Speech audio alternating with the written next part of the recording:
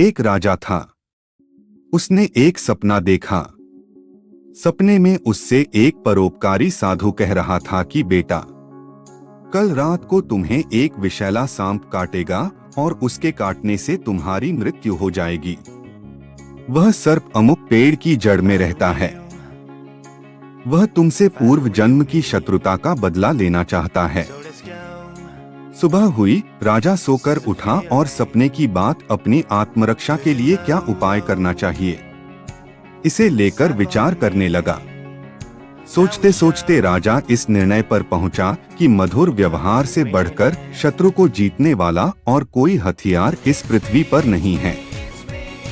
उसने सर्प के साथ मधुर व्यवहार करके उसका मन बदल देने का निश्चय किया।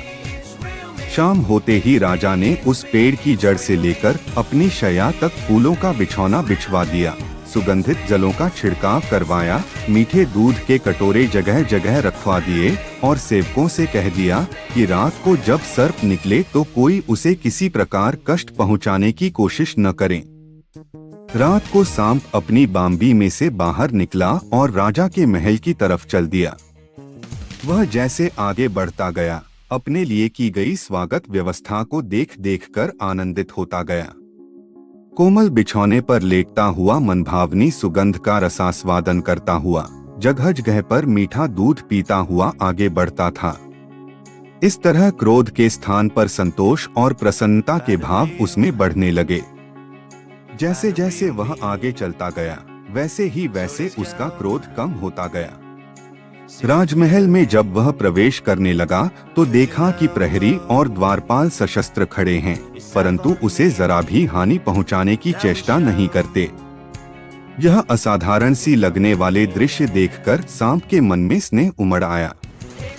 सद्व्यवहार, नम्रता, मधुरता के जादू ने उसे मंत्रमुग्ध कर लिया था। कहाँ वह राजा को काटने चला था, परंतु अब उसके लिए अपना कार्य असंभव हो गया। हानि पहुंचाने के लिए आने वाले शत्रु के साथ जिसका ऐसा मधुर व्यवहार है, उस धर्मात्मा राजा को काटूं तो किस प्रकार काटूं? यह प्रश्न के चलते वह दुविधा में पड़ गया।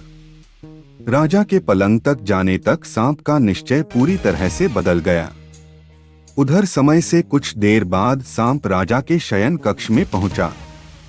सांप ने राजा से कहा, राजन, मैं तुम्हें काटकर अपने पूर्व जन्म का बदला चुकाने आया था, परंतु तुम्हारे सौजन्य और सद्व्यवहार ने मुझे परास्त कर दिया।